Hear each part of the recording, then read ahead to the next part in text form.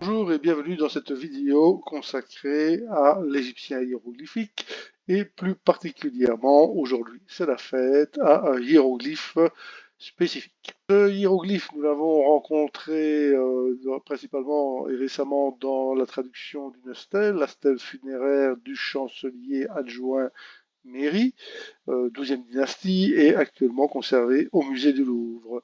Cette stèle porte un texte et dans ce texte, nous avons pu repérer aux lignes 14, 15, 18 et 19 le même hiéroglyphe que vous voyez ici. Voilà, hein, on le retrouve ici.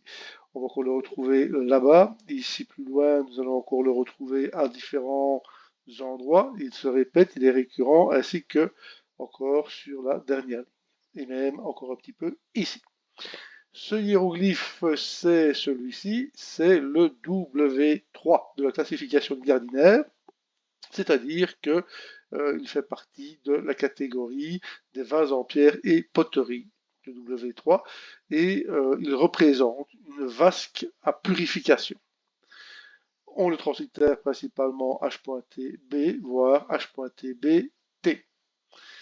Ce hiéroglyphe, donc W3, qui représente une vasque à purification, on va le retrouver dans un usage fréquent de déterminatif des mots signifiant ou en relation avec la fête et ses dérivés.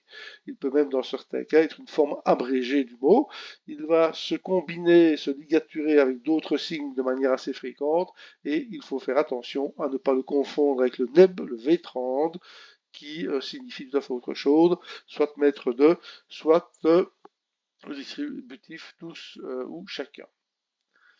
Ce signe W3, que représente-t-il? On a dit une vasque, et on retrouve ici le bassin de purification du roi d'Aisne, qui a été prêté en 2022 à une exposition en Vendée, si mes souvenirs sont bons, mais que l'on retrouve principalement, qui est conservé, qui est propriété du musée de Marimont en Belgique, où l'on retrouve ici le russe, on retrouve le Sérec et on voit le D et le N qui ici est là. C'est donc le bassin de purification du roi d'Aisne.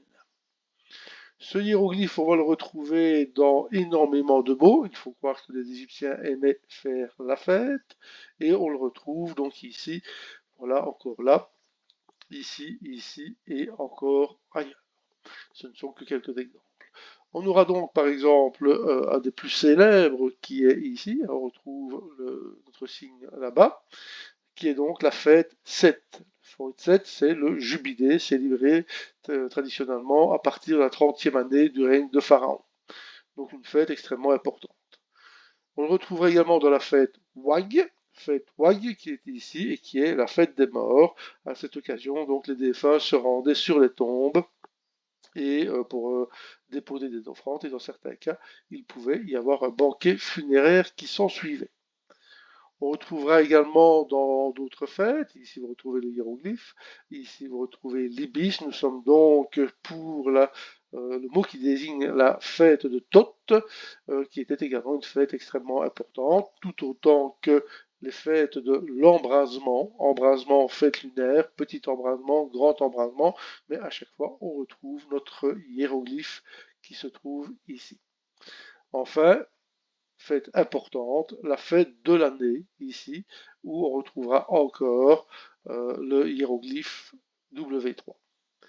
À noter que ce hiéroglyphe, on peut le retrouver par exemple ici dans des expressions comme la fête de la nécropole, mais vous voyez que la même expression fête de la nécropole peut avoir différentes graphies. Il faut donc les identifier. Voilà pour ce hiéroglyphe, et avec un peu d'avance, je me permets déjà de vous souhaiter de bonnes fêtes, à bientôt pour de nouvelles aventures.